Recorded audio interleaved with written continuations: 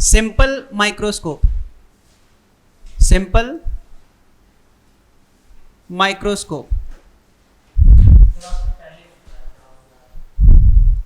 अच्छा, simple microscope आपने देखा है, एक सिंपल सा एक लेंस होता है,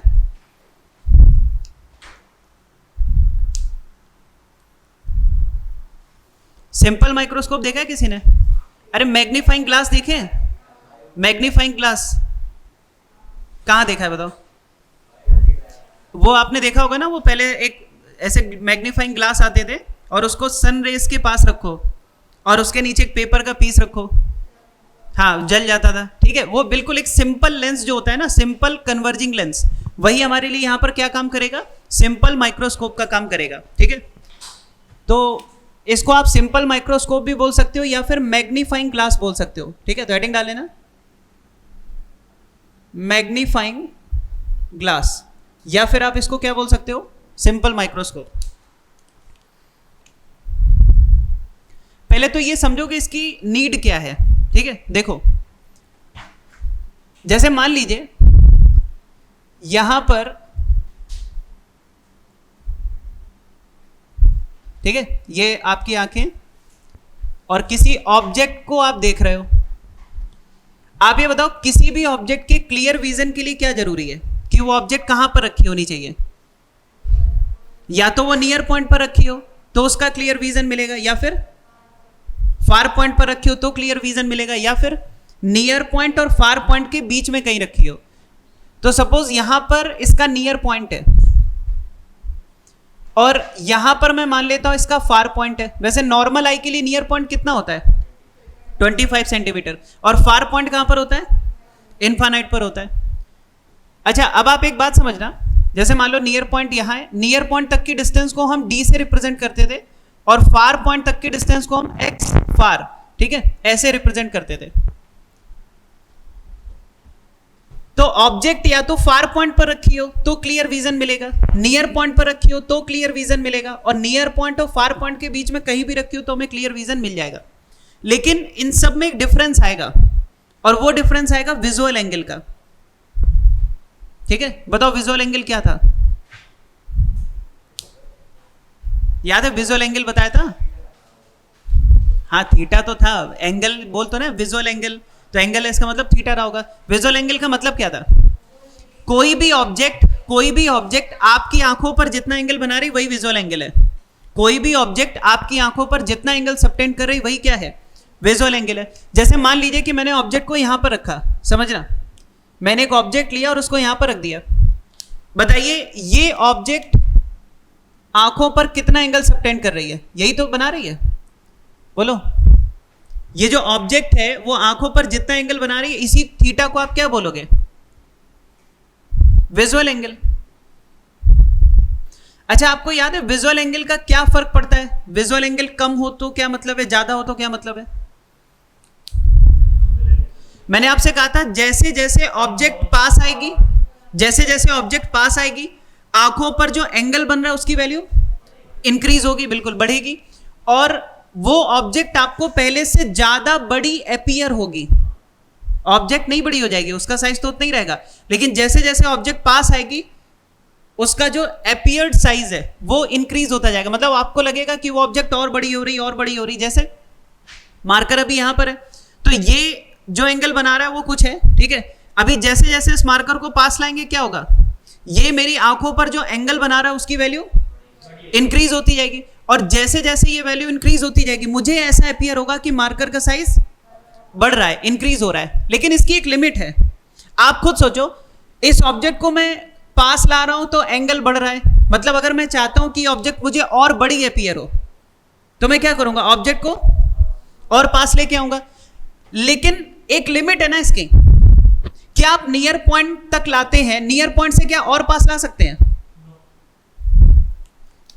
भाई अगर मैं आपसे पूछूं मैक्सिमम पॉसिबल विजुअल एंगल क्या हो सकता है, आप समझना, मैक्सिमम पॉसिबल विजुअल एंगल।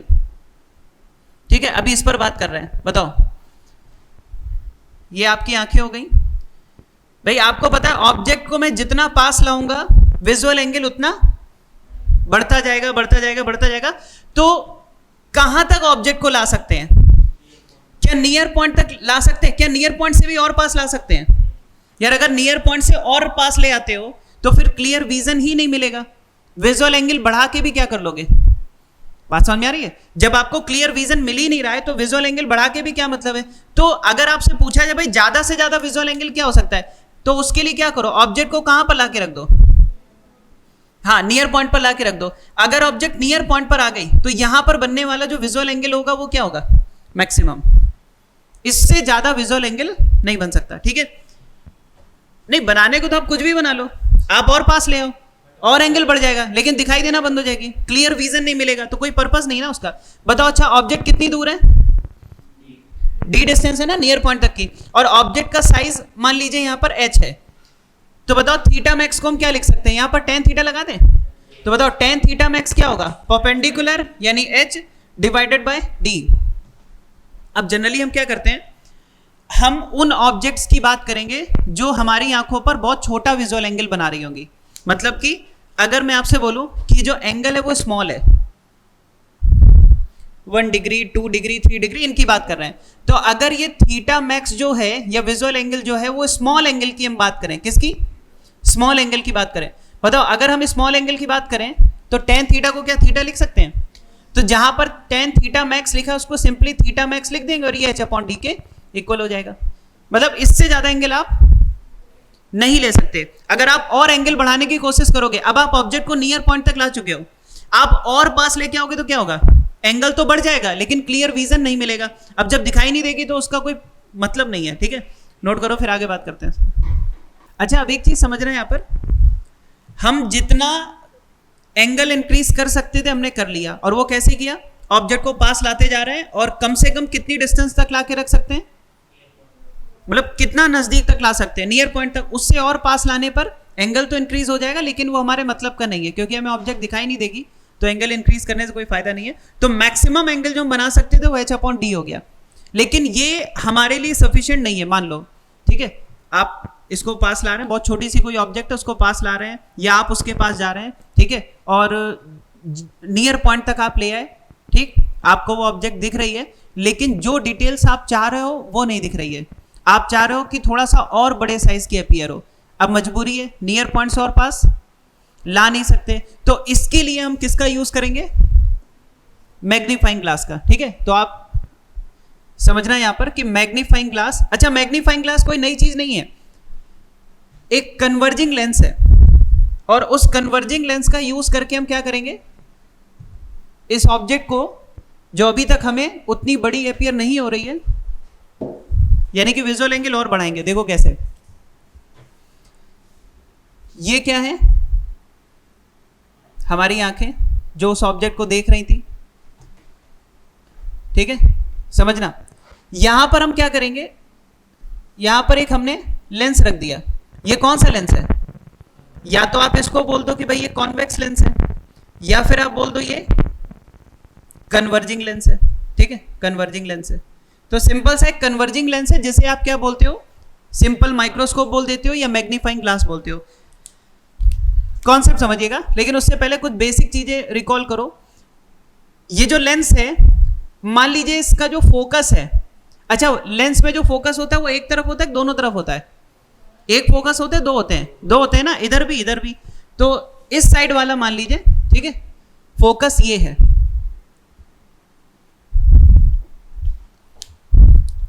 अच्छा एक बात बताओ, ऑब्जेक्ट को अगर मैं फोकस के अंदर ले आऊं, बताइए किस तरह की इमेज बनेगी? सारी चीजें आपको याद होंगी तो ही समझ पाओगे। अगर ऑब्जेक्ट को मैं फोकस के अंदर ले आता हूं तो इमेज किस तरह की बनेगी, बताइए? अगर मैं ऑब्जेक्ट को मान लो फोकस पे ना रख के और अंदर ले आता हूं तो बताओ कैसी इमेज बनेगी? वर्चुअल बनेगी, और वर्चुअल के साथ इन्वर्टेड बनेगी? वर्चुअल इन्वर्टेड या वर्चुअल इरेक्ट बनेगी? और मैग्नीफाइड होगी या डिमिनिश्ड होगी? कोई डिमिनिश बोल रहा है, कोई मैग्नीफाइड, सब भूल गए। एक बार रिकॉल करो कंसेप्ट क्या थे। अगर ऑब्जेक्ट को मैं एक बार देख लो, पेज पलटो, थोड़ा पीछे जाओ, कॉन्वेक्स लेंस में देखो 4 ग्राफ बनवाए थे सबके लिए, 2 लेंस के लिए 2 मिरर के लिए। तो जो कॉन्वेक्स लेंस का है उसमें जाके देखो क्या बताया था, अगर फोकस के अंदर आ जाए तो क्या होगा।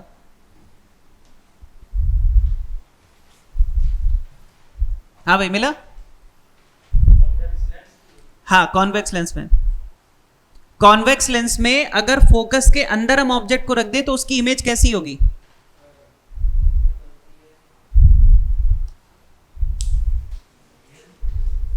क्या भैया रियल बनती है, क्या बातें कर रहे हो तुम। देखो मैं आपको बता दूं कहां रखेंगे, देखो इधर ऑब्जेक्ट को हम फोकस के अंदर ले आते हैं ऐसे। मान लीजिए ऑब्जेक्ट मैंने यहां पर रख दिया इस तरह से, छोटी सी ऑब्जेक्ट है और उसको मैं ऐसे रख देता हूं, ऑब्जेक्ट ए बी को मैंने ऐसे लाके रख दिया, फोकस के अंदर ले आए, फोकस के अंदर ले आते हैं, ठीक है। अभी बताओ कैसी इमेज बनेगी।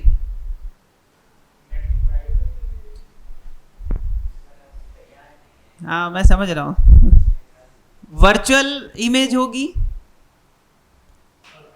मैग्नीफाइड होगी और इरेक्ट होगी। लिखा थोड़ी ना होता है, ग्राफ देख के समझना पड़ता है। वी बताओ पॉजिटिव है कि नेगेटिव है। नेगेटिव है, वी नेगेटिव है ना। नेगेटिव का मतलब क्या है, इरेक्ट। अच्छा कोई दिक्कत नहीं, तुम इधर देखो, जैसे यहां पर आओ, देखो ये फोकस है, ठीक है। अरे बोलो बताओ। अच्छा जब ऑब्जेक्ट को 2f पर रखते थे तो इमेज 2f पर बनती थी, ठीक। फिर ऑब्जेक्ट को तुम फोकस तक ले जाते थे तो इमेज ये इनफाइनाइट तक चली जाती थी, और जैसे ही तुम इसको फोकस के अंदर लाओगे, आप फोकस से ऑप्टिक सेंटर जाएंगे, इमेज इनफाइनाइट से ऑप्टिक सेंटर आएगी, यहां पर इधर। मैं तुम्हें बना के दिखाता हूं, कुछ याद नहीं भैया, ठीक से रिवाइज करके आओ। देखो यहां पर, देखो देखो ऑब्जेक्ट को हमने कैसे रखा है, ऑब्जेक्ट को हमने फोकस के अंदर रख दिया, तो इसकी इमेज कैसी बनेगी। सबसे पहले इसके लिए काम करना, कोई भी एक लाइट लो जो ऑप्टिक सेंटर से पास हो रही हो, क्योंकि आपको पता ऑप्टिक सेंटर से पास होने वाली लाइट डेविएट नहीं होती है। तो अगर मैं ऑब्जेक्ट से कोई भी ऐसी लाइट लेता हूं जो ऑप्टिक सेंटर से जा रही है, तो बस आप इसको ऑप्टिक सेंटर से मिला दिया करो, इसी को बैक एक्सटेंड कर दो ऐसे, ठीक है। कोई भी लाइट यहां से जो ऑप्टिक सेंटर से पास हो रही वो डेविएट नहीं होती, तो उसी को बैक एक्सटेंड कर दो। आपकी जो इमेज बनेगी ना, मतलब कि इस ऑब्जेक्ट की लेंस के थ्रू जो इमेज बनेगी वो ऐसी बनेगी, देखो ये ऐसे। तो कैसी है बताओ, ये मैग्नीफाइड है, इरेक्ट है और वर्चुअल है ना, ये वर्चुअल इमेज है। तो अगर आप यहां पर देखें इस तरह की कुछ सिचुएशन है। अच्छा अब आप मुझे एक बात बताओ, इस लेंस के लिए ऑब्जेक्ट क्या है, इस लेंस के लिए ऑब्जेक्ट क्या है, ए बी है, अरे है कि नहीं। अच्छा ऑब्जेक्ट से लाइट रेस चली, लेंस पे गिरी, और लेंस पे गिरने के बाद इधर आई, बताओ इन आंखों में कौन सी लाइट रेस जा रही है, इमेज वाली। एक मिनट मैं आपको फिर से बता रहा हूं, ध्यान से सुनो। जैसे मान लो यहां पर ऑब्जेक्ट है और बीच में ये लेंस लगा हुआ है और उसके पीछे मेरी आंखें हैं, तो ऑब्जेक्ट से जो रेस चलेंगी वो मेरी आंखों पे गिरेंगी या लेंस पे गिरेंगी, लेंस पे गिरेंगी ना। अरे तो ऑब्जेक्ट से लाइट रेस सबसे पहले कहां पर इंसिडेंट होंगी, लेंस पर। तो लेंस के लिए मार्कर क्या हो गया, ऑब्जेक्ट, और जो रेस इस लेंस से होके और मेरी आंखों में जा रही हैं, अब बताओ लेंस के लिए जो जाने वाली रेज है वो मेरी आंखों के लिए आने वाली रेज है, लेंस के लिए जो रिफ्रैक्टेड रेज है वो आंखों के लिए इंसिडेंट रेज है। तो लेंस के लिए जो इमेज है, ठीक है, वो आंखों के लिए क्या है, ऑब्जेक्ट है। तो अगर आप ध्यान से देखो तो ये जो ए डैश बी डैश है वो क्या है, वो इमेज है किसके लिए, लेंस के लिए। लेकिन यही ए डैश बी डैश ऑब्जेक्ट है किसके लिए, आंखों के लिए। तो आंखें किसे देख रही है बताओ, आंखों में कौन सी लाइट रेस जा रही है, मतलब आंखें किसे देख रही हैं, ए डैश बी डैश को। एक्चुअल में आंखें ए बी को देख रही हैं, लेकिन कहां देख रही हैं, जहां ए डैश बी डैश है। तो यार एक बात बताओ, आंखें ए बी को देख रही हैं, ए डैश बी डैश को देख रही, ए डैश बी डैश को देख रही, और अगर आंखें ए डैश बी डैश को देख रही हैं तो आंखें ए डैश बी डैश को तभी क्लियर विजन में देख पाएंगी जब A dash B dash near point और फार पॉइंट के बीच में होगा। बहुत ध्यान से समझ लेना, बहुत छोटे छोटे पॉइंट्स हैं जो समझ नहीं आते कई बार। बताओ ये किसे देख रही है, ऑब्जेक्ट को या ए डैश बी डैश को? आंखों में जो लाइट रेज जा रही है वो डायरेक्टली ए डैश बी डैश से आ रही है, तो अब आंखों ने किसे देखना शुरू कर दिया? ए डैश बी डैश को। मतलब आंखों को लग रहा होगा कि जो ऑब्जेक्ट है वो बड़ी हो गई है, बात समझ में आ रही है? और आंखों में जो लाइट रेज जा रही है वो कहां से आ रही है? नियर पॉइंट और फार पॉइंट के बीच में से कहीं से आ रही है, तो क्लियर विजन मिलेगा कि नहीं मिलेगा? 2-3 क्वेश्चंस के आंसर दो। अगर A dash B dash far point पर है तो क्लियर विजन है या नहीं है? अच्छा, क्लियर विजन के लिए क्या चीज इंपॉर्टेंट है? ए बी का नियर पॉइंट और फार पॉइंट के बीच में होना या ए डैश बी डैश का नियर पॉइंट और फार पॉइंट के बीच में होना? ए डैश बी डैश का, क्योंकि आंखों में जो रेज जा रही है वो कहां से आ रही है? ए डैश बी डैश। आंखें किसे ऑब्जेक्ट मान रही हैं? ए डैश बी डैश को। तो आंखें जिसे देख रही है वो नियर पॉइंट और फार पॉइंट के बीच में होना चाहिए। अब आप मुझे एक बात बताओ, अगर A dash B dash far point पर है तो क्लियर विजन मिलेगा, A dash B dash near point पर है तो क्लियर विजन मिलेगा, A dash B dash near point और फार पॉइंट के बीच में कहीं भी है तो क्लियर विजन मिलेगा। लेकिन अगर A dash B dash near point के और अंदर आ गया तो क्लियर विजन नहीं मिलेगा। अरे बात समझ में आई क्या? ठीक है, अब छोटी छोटी बातें और समझो। आप मुझे बताओ, जब हमने लेंस का यूज नहीं किया था तब यही ऑब्जेक्ट को हम कहां तक ला पाए थे? नियर पॉइंट तक ला पाए थे ना। मतलब याद करो वो वाली सिचुएशन, जब आपने लेंस का यूज नहीं किया था, सिंपल माइक्रोस्कोप का यूज नहीं किया था, तब आप ऑब्जेक्ट ए बी को कहां पर ला पाए थे? नियर पॉइंट तक ला पाए थे। ठीक है, मतलब ये एच था, इसे आपने डी बोला था, और ये मैक्सिमम विजुअल एंगल जो बना रही थी थीटा मैक्स, वो कितना था? H upon D. बहुत ध्यान से सुनना। आप ये बताओ, नियर पॉइंट तो यहां पर है ना। अब जो मैं पूछ रहा हूं उसका आंसर दो। अगर ये ए बी नियर पॉइंट पर हो तो ये कुछ एंगल बनाएगी आंखों पर, वो तो ये था। और अब हम ए बी को नियर पॉइंट से भी पास ला चुके हैं, तो अब ये जो एंगल बना रही है, ये तो थीटा मैक्स था, अब ये जो एंगल यहां थीटा बन रहा है वो थीटा उस थीटा मैक्स से ज्यादा है कि कम है? सोच समझ के बताओ। पहले यही ए बी यहां पर था ना, तब इसने जो एंगल बनाया था कुछ रहा होगा, अब ये और पास आ गया तो एंगल बढ़ जाएगा। मतलब यहां वाला जो थीटा है वो थीटा मैक्स से बड़ा है या नहीं है? और हम यही तो चाहते थे, एंगल बढ़ जाए। और अगर आप ध्यान से देखें तो आंखें जिसे ऑब्जेक्ट मान रही हैं वो भी तो यही एंगल बना रहा है जो ए बी बना रहा है, क्योंकि जितना एंगल ए बी बना रहा है उतना ही angle A dash B dash बना रहा है। अरे बोलो भाई, ये बताओ, जो हम चाह रहे थे वो हुआ या नहीं हुआ? हम चाह रहे थे विजुअल एंगल बढ़ जाए। विजुअल एंगल बढ़ाने में प्रॉब्लम क्या हो रही थी कि अगर हम डायरेक्ट ऑब्जेक्ट को और पास लाएंगे तो विजुअल एंगल तो बढ़ जाएगा, लेकिन ऑब्जेक्ट नियर पॉइंट के और अंदर आ जाएगी तो दिखना बंद हो जाएगी। तो हमने क्या किया, बीच में लेंस लगा दिया। अब ऑब्जेक्ट नियर पॉइंट से और अंदर आ चुकी है, लेकिन आंखें इसे ऑब्जेक्ट नहीं मान रही है। किसे मान रही है? उसे मान रही है। वो तो अभी भी नियर और फार के बीच में है ना। और वो जो एंगल बना रहा है वो पहले से बढ़ चुका है कि उतना ही है? बढ़ चुका है। कैसे पता बढ़ चुका है? कि पहले ऑब्जेक्ट सिर्फ यहां तक आई थी तब वो थीटा मैक्स बना रही थी, अभी ये थोड़ा सा और पास आ गई है तो पहले से एंगल बढ़ चुका है। यहां तक सही है? अब सुनो, देखो ये डिस्टेंस मान लो u है। कितनी है? u। इसमें साइन वगैरह भी कुछ नहीं है, मतलब सिंपल डिस्टेंस यहां पर u है, और इसका साइज कितना है? h। मुझे एक बात बताओ, a डैश b डैश यहां पर जितना एंगल बना रही, क्या ab भी उतना ही एंगल बना रही है? अरे सेम एंगल है भाई। तो ये बताओ थीटा कैसे निकालोगे? बताओ, यहां थीटा निकालना हो, थीटा के लिए फॉर्मूला क्या लगेगा? इस ट्रायंगल में देखो, बताओ बताओ, थीटा क्या होगा? h by u. बहुत बढ़िया। और क्या ये वाला थीटा पहले से इंक्रीज होके मिला है? और हम यही तो चाहते थे ना, एंगल इंक्रीज हो जाए, विजुअल एंगल इंक्रीज हो जाए, ताकि वो ऑब्जेक्ट हमें और बड़ी अपीयर हो। चलो बताओ, पहले इतना एंगल बन रहा था, अब ये बढ़ करके मान लो इतना हो गया। तो अगर मैं तुमसे पूछूं एंगल कितना मैग्नीफाई हुआ है, जैसे अभी तक जो तुम मैग्निफिकेशन देख रहे थे वो साइज में देख रहे थे कि ऑब्जेक्ट 2 सेंटीमीटर की है, इमेज मान लो 4 सेंटीमीटर की, तो तुम कहते हो डबल साइज हो गया। अब मैं एंगल में पूछ रहा हूं कि जो एंगल पहले यहां तक बढ़ पा रहा था अब वो बढ़ करके इतना हो गया, तो एंगल कितना मैग्नीफाई हुआ बताओ। इसी को बोलते हैं एंगुलर मैग्निफिकेशन। क्या बोलते हैं? Angular magnification. चलो बताओ, एंगुलर मैग्निफिकेशन, इसको कैपिटल एम से रिप्रेजेंट करेंगे, ठीक है। तो बताओ अब कितना एंगल है? थीटा। पहले कितना था? Theta max. तो थीटा मैक्स बढ़ करके कितना हो गया? थीटा। तो कितने टाइम्स मैग्नीफाई हुआ?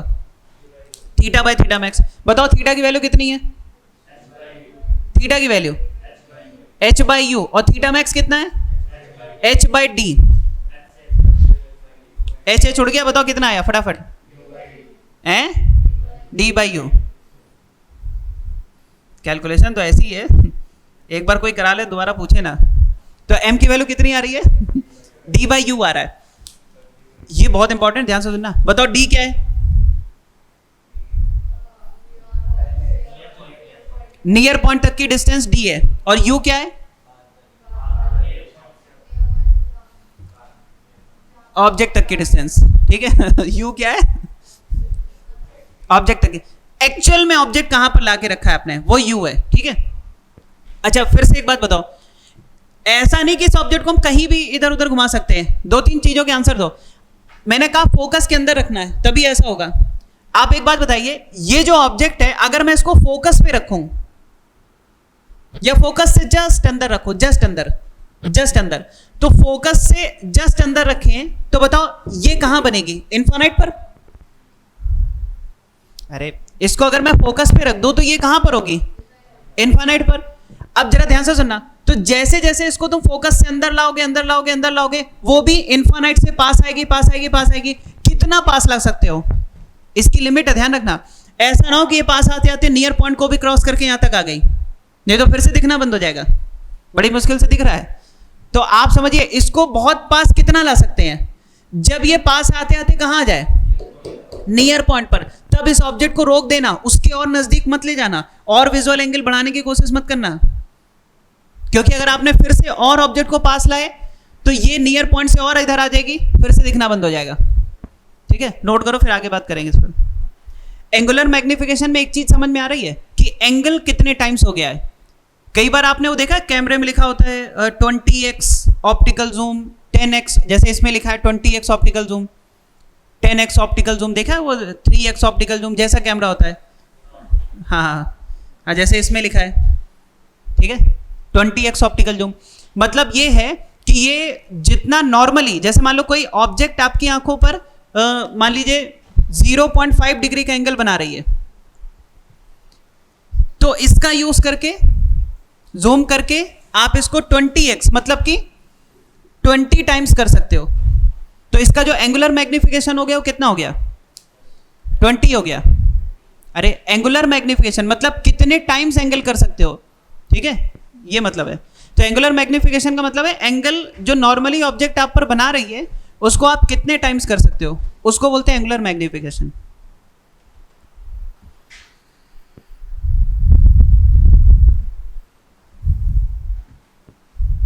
भाई तभी तो डिटेल मिलेगी, नहीं मिलेगी। हाँ, कितना जूम करते जा रहे हो, जूम करते जा रहे हो, और पिक्सेल्स बिल्कुल क्लियर आपको दिखाई दे रहे हैं। तो जितना ज़्यादा डिटेल चाहिए आपको, मान लो बिल्कुल एक छोटी सी ऑब्जेक्ट है मान लीजिए, और आप चाहते हो कि इस पॉइंट और इस पॉइंट के बीच का कुछ हमें देखना है, तो आप क्या करोगे? पहले तो आपने नॉर्मली लेंस का यूज़ करके या जैसे भी, और फिर क्या करो, उसको जूम कर रहे हो, ठीक है। तो जब आप जैसे जैसे इसको इन दोनों पॉइंट के बीच की डिस्टेंस, मतलब इसको आप जूम करते जाइए, करते जाइए, करते जाइए, ठीक है, एक लिमिट तक जितनी उसकी कैपेसिटी होगी उसके हिसाब से वो आपको डिटेल्स दे देगा। कई बार क्या होता है कि कुछ दिखना ही बंद हो जाता है ना, अगर क्वालिटी बहुत अच्छी नहीं है, मतलब लिमिट है ना उसकी। एक नॉर्मल सा कैमरा, उससे आपने पिक मान लो कोई क्लिक की, थोड़ा सा किया तो पिक्सल्स पूरा मतलब बेकार ब्लर हो गया पूरा, है ना, दिख ही नहीं रहा है। तो आप कहते हो बस यही इतना ही ठीक है ना।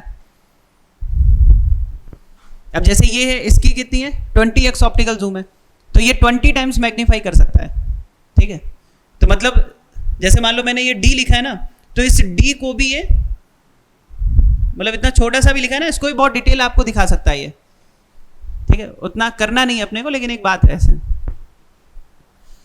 ठीक है। तो इन शॉर्ट अभी ये बताओ, एंगुलर मैग्निफिकेशन, इसी को हम बोलते हैं मैग्नीफाइंग पावर। क्या बोलते हैं? Magnifying power. तो इसको आप एंगुलर मैग्निफिकेशन बोलो या बोलो इसे मैग्नीफाइंग पावर, इसका मतलब क्या है कि एंगल को कितना टाइम्स कर सकता है, ठीक है। इसकी कोई यूनिट नहीं है, सिंपल सा एक्स लिख देते हैं। क्यों बताओ? ये किस में है? लेंथ है, ये भी क्या है? लेंथ है, तो लेंथ अपॉन लेंथ कौन है? लेंथ अपॉन लेंथ, लेंथ आ रहा है डायमेंशनलेस होगा ना, यूनिटलेस। अरे यार ये मीटर, ये भी मीटर, मीटर मीटर कैंसिल, ठीक है। तो एंगल को कितने टाइम्स कर सकता है, अब जरा समझना इसके आगे। बताओ कैपिटल एम का फॉर्मूला क्या आ रहा है? डी बाई यू, ठीक है। अब इसको समझो थोड़ा डिटेल में। अच्छा, इसमें एक लिमिट आपको समझ में आई थी, कहां तक हम जा सकते हैं? सारा खेल ए डैश बी डैश से डिसाइड हो रहा है। बताओ ए डैश बी डैश किसके किसके बीच में होना चाहिए? नियर पॉइंट और फार पॉइंट के बीच में होना चाहिए। तो हम नॉर्मल आई की बात कर लेते हैं। किसकी? ठीक है, इंसान नॉर्मल हो या ना हो, उसकी आंखें नॉर्मल होंगी तो ही सही है, ठीक है। तो नॉर्मल आई का मतलब क्या है बताइए? नियर पॉइंट कितना? 25 सेंटीमीटर, और फार पॉइंट हम कितना लेके चलते हैं? इनफाइनाइट लेके चलते हैं, ठीक है। और समझिएगा, पहला अगर मैं आपसे बोलूं कि जो ए डैश बी डैश है वो कहां पर है? इनफाइनाइट पर है। ए डैश बी डैश कहां पर है? इनफाइनाइट। ए डैश बी डैश मतलब आंखों के लिए ऑब्जेक्ट, और जो आप मैग्नीफाइंग ग्लास यूज कर रहे हो उसके लिए इमेज, ठीक है। तो ए डैश बी डैश कहां पर है? इनफाइनाइट पर है। जरा देखो इधर, बताओ डायग्राम कैसा आएगा? ये क्या हो गया? लेंस हो गया। और ए डैश बी डैश हम कहां पर रखना, मतलब कहां पर फॉर्म करना चाह रहे हैं? ए डैश बी डैश हम इनफाइनाइट पर रखना चाह रहे हैं या इनफाइनाइट पर बनाना चाह रहे हैं। तो बताओ इमेज इनफाइनाइट पर कब होगी? जब ऑब्जेक्ट फोकस पर होगी।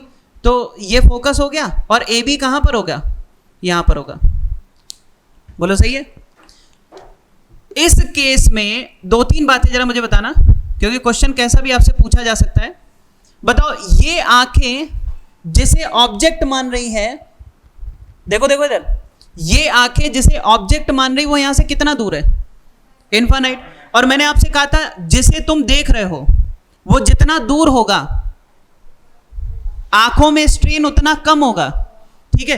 तो इसका मतलब कि ये वो कंडीशन है जिसमें आई स्ट्रेन लीस्ट होगा, कम से कम होगा। कभी कभी क्वेश्चन में ऐसा पूछ लेता है कि मैग्नीफाइंग पावर बताइए उस केस में जब लीस्ट स्ट्रेन हो। तो लीस्ट स्ट्रेन का मतलब क्या है?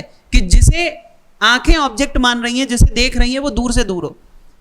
दूसरा बताओ मैग्नीफाइंग पावर क्या लिखेंगे? ये अरे डी बाई यू था ना, तो डी तो डी है, यू कितना है? ये कितना है? एफ है ना।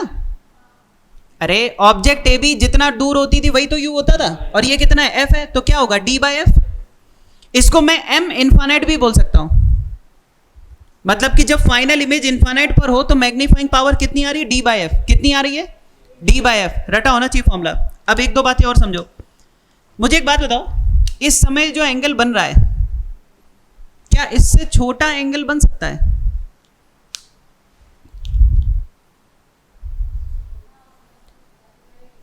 सोचो सोचो सोचो सोचो। ये माइक्रोस्कोप है, अरे लेंस है। मैंने स्टार्टिंग में क्या बोला था कि ऑब्जेक्ट को मुझे फोकस के अंदर रखना है। ऑब्जेक्ट को मुझे फोकस के, अगर ऑब्जेक्ट फोकस के अंदर है तभी उसकी वर्चुअल मैग्नीफाइड इरेक्ट इमेज बन रही है। अरे बोलो।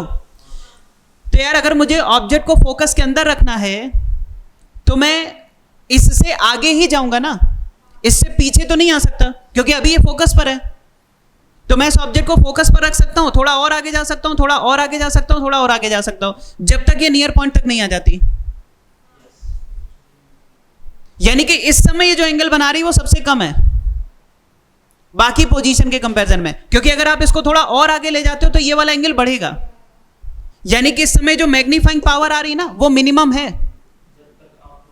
मिनिमम मैग्नीफाइंग पावर है इस समय। अभी आपको करके दिखाएंगे, इसको और थोड़ा पास लाएंगे, और तब तक पास लाएंगे जब तक ये नियर पॉइंट पर नहीं आ जाता। अरे बोलो भाई। तो तो मिनिमम, अब देखो कई तरह से क्वेश्चन पूछ सकता है। एक तो ये बोल सकता है कि आंखों में स्ट्रेन सबसे कम होना चाहिए, उसके लिए मैग्नीफाइंग पावर बताओ। दूसरा आपसे कह सकता है कि मिनिमम मैग्नीफाइंग पावर बताइए इसकी क्या है। तो मिनिमम मैग्नीफाइंग पावर क्या है, D/F। और जब मैग्नीफाइंग पावर मिनिमम होती है तो बताओ ऑब्जेक्ट कहां पर होती है, फोकस पर होती है, और इमेज कहां होती है, इनफाइनाइट पर होती है। अब इसी को हम नॉर्मल एडजस्टमेंट भी बोलते हैं, एक और नाम है इसका।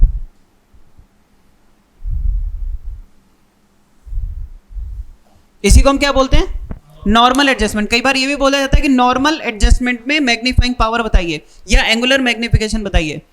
तो कई तरह से वो पूछ सकता है। तो नॉर्मल एडजस्टमेंट की बात करें, लीस्ट स्ट्रेन की बात करें आंखों में, या फिर बात करें मिनिमम मैग्नीफाइंग पावर की, सभी का आंसर एक है, M=D/F। पॉइंट नंबर 2, चलो देखो A', B' को हम नियर पॉइंट तक ले आए। कहां तक ले आए, नियर पॉइंट तक ले आए। बहुत ध्यान से सुनना भाई, आंखें जैसे ऑब्जेक्ट मान रही वो तो यही है ना। अब ध्यान से देखो, जैसे जैसे ऑब्जेक्ट को, भैया इसको ढंग से समझ लेना, क्योंकि ये आगे आप कंपाउंड माइक्रोस्कोप पढ़ोगे, उसका बेस है। अगर ये नहीं समझ में आए तो वो समझ नहीं आएगा। एस्ट्रोनॉमिकल टेलीस्कोप पढ़ोगे, उसका भी यही बेस है। अगर ये नहीं आया तो वो भी नहीं आने वाला। ये चीज जो है ना वो दोनों में कॉमन है। देखो जैसे जैसे अब ऑब्जेक्ट को पास लाओगे क्या होगा, AB को पास लाओगे क्या होगा, A', B' पास आएगा। और इसको हम तब तक पास लाएंगे जब तक ये कहां नहीं आ जाता, नियर पॉइंट पर नहीं आ जाता। तो जरा देखो उसका डायग्राम कैसा बनेगा। ये लेंस हो गया, बोलो, अरे बोलो, ये आंखें हो गई, ठीक है। और A', B' को हमें कहां तक लेके आना है, A', B' को हमें लाना है नियर पॉइंट। बताओ नियर पॉइंट कितना दूर है, कैपिटल D। वैसे मैं ये मान के चल रहा हूं आंख और इस लेंस के बीच का गैप 0 है, तब मैं इसको D बोल रहा हूं। ध्यान रखना क्वेश्चन के अंदर, ठीक है। चलो देखो, तो अगर ये D तक आ गया तो बताओ AB कहां आ गया होगा, फोकस से और अंदर आ गया होगा। और मान लो ये U डिस्टेंस पर आ चुका है।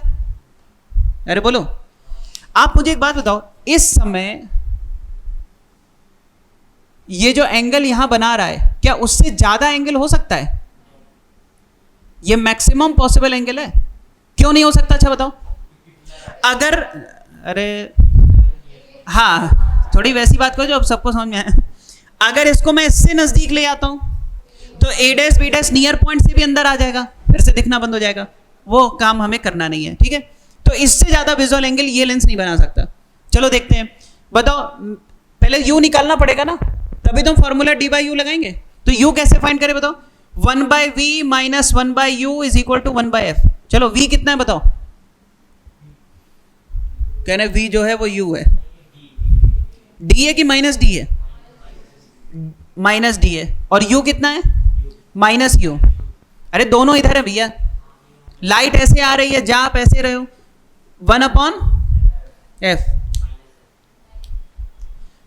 कन्वर्जिंग लेंस है, उसके लिए पॉजिटिव ही रखेंगे, ठीक है। कह रहे हैं जब माइनस का मतलब समझ में आए दो जगह, तो यहां पर प्लस हो गया। ये तो गलत है, हमारी प्रैक्टिस कैसे होगी फिर? सही है ना ये? बताओ यहां से 1/F कितना आएगा, 1/U - 1/D। तो बताओ यहां से अपने को निकालना क्या है वैसे, यहां से U निकालना है। तो 1/U कितना आया, 1/F + 1/D।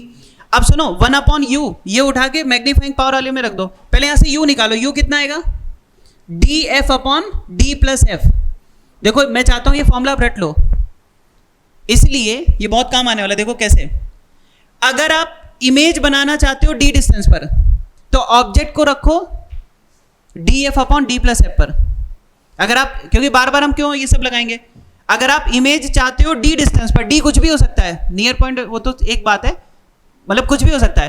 तो मैं कह रहा हूं कि अगर आप इमेज बनाना चाहते हैं यहां से D डिस्टेंस पर, तो ऑब्जेक्ट को कितनी डिस्टेंस पर रखोगे, DF/D + F पर। अब चलो ये बताओ, ये वाली वैल्यू अगर हम रख दें, मैग्नीफाइंग पावर क्या आई थी बताओ, मैग्नीफाइंग पावर का फॉर्मूला नियर पॉइंट के लिए वैसे तो D/U होता है, मुझे बस 1/U की वैल्यू ये रखनी है। तो ये हो गया D, और बताओ 1/U की जगह 1/F + 1/D।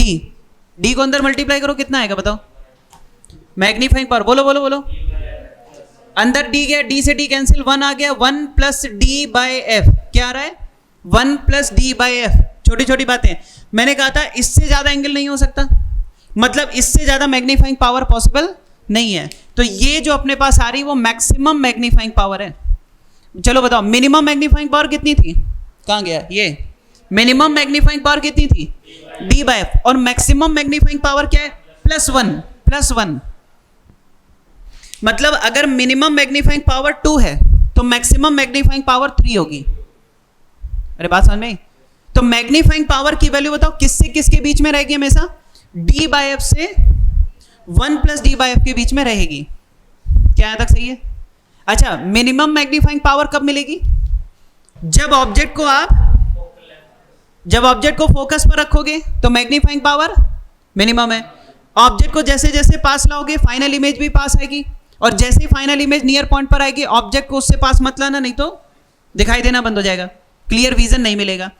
ऑब्जेक्ट उस समय जो एंगल बना रही होगी वो सबसे ज्यादा होगा, तो जब वो f पर होगी तो मैग्नीफाइंग पावर d/f, और जब वो जितना पास आ सकती आ जाएगी, और जब फाइनल इमेज नियर पॉइंट पर आ जाएगी उस समय मैग्नीफाइंग पावर क्या होगी, मैक्सिमम। कितनी, 1 + d/f।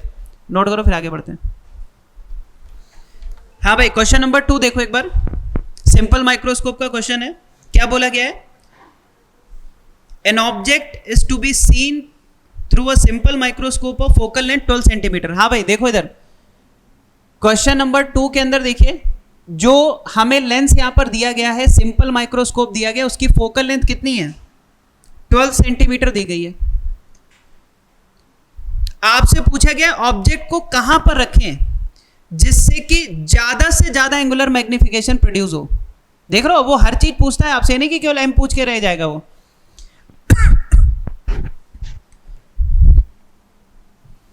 आपसे पूछा गया है ऑब्जेक्ट को हम कहां पर रखें जिससे कि ज्यादा से ज्यादा एंगुलर मैग्निफिकेशन प्रोड्यूस हो, मतलब कि x की वैल्यू क्या हो जिससे कि मैक्सिमम एंगुलर मैग्निफिकेशन हमें मिले, मतलब कैपिटल M हमें ज्यादा से ज्यादा मिले। चलो बताओ,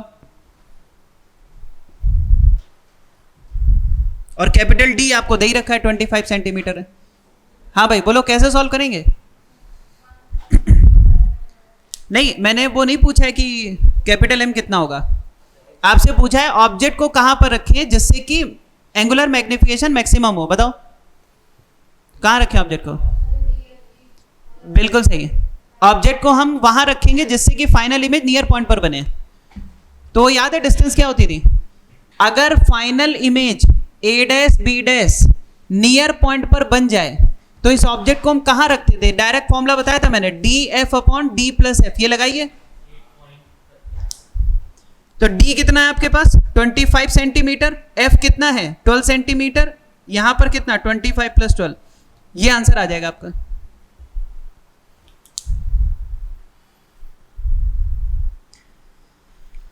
हाँ भाई कितना आ रहा है,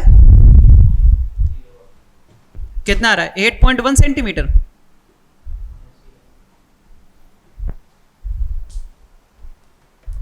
बोलो भाई आप लोग, हो जाएगा ना ये? अगला क्वेश्चन देखो, क्वेश्चन नंबर 3।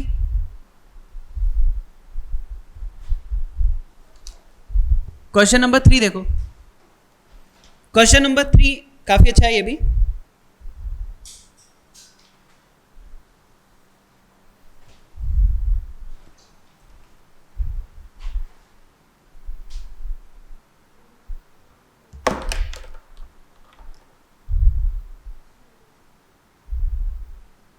क्वेश्चन नंबर 3 देखिए,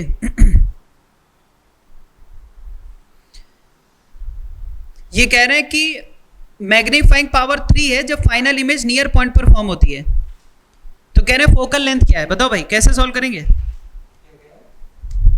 अरे क्वेश्चन पढ़ो ना, पता चले क्या कह रहे हैं वो लोग। क्वेश्चन नंबर 3 देखो, कह रहे हैं जब फाइनल इमेज नियर पॉइंट पर फॉर्म होती है तो मैग्नीफाइंग पावर 3 है। आप बताओ, अच्छा फाइनल इमेज अगर नियर पॉइंट पर बन रही है तो मैग्नीफाइंग पावर 3 है, क्या आपको नहीं लगता ये मैग्नीफाइंग पावर मैक्सिमम है? बोलो, जब फाइनल इमेज नियर पॉइंट पर बनती है तो मैग्नीफाइंग पावर मैक्सिमम होती है, और मैक्सिमम मैग्नीफाइंग पावर का फॉर्मूला क्या है 1 + d/f। तो इसका मतलब d/f की वैल्यू कितनी आ गई 2। अरे बोलो, तो f की वैल्यू कितनी आ गई d/2, और d कितना है 25, तो 25/2 कितना हो गया 12.5 सेंटीमीटर।